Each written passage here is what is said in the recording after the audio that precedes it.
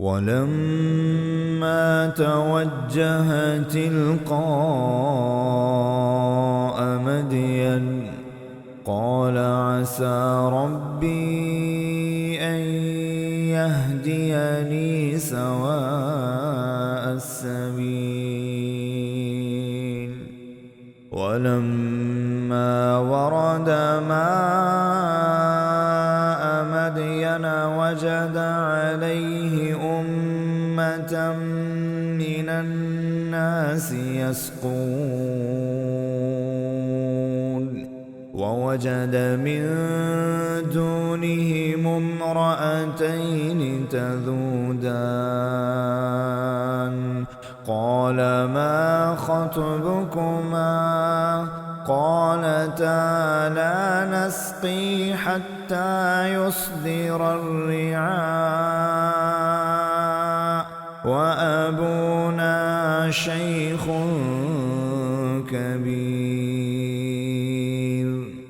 فسقى لهما ثم تولى إلى الظل فقال رب إني لما أنزلت إلي من خير فقير.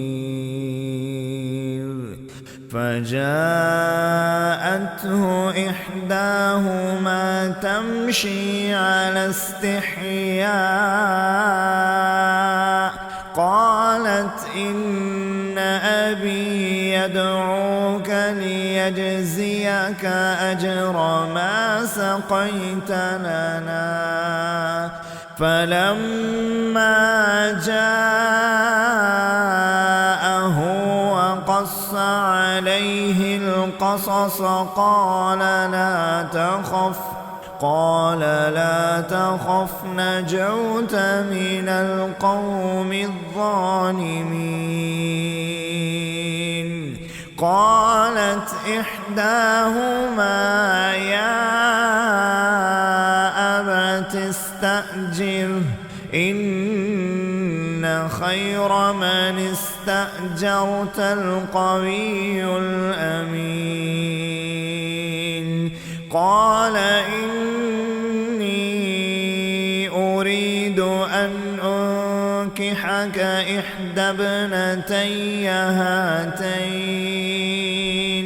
هاتين على أن تأجرني 8 حجج فإن أتممت 10 فمن عندك وما أريد أن أشق عليك ستجدني إن شاء الله من الصالحين. قال ذلك بيني وبينك أيما الأجلين قضيت فلا عدوان علي والله على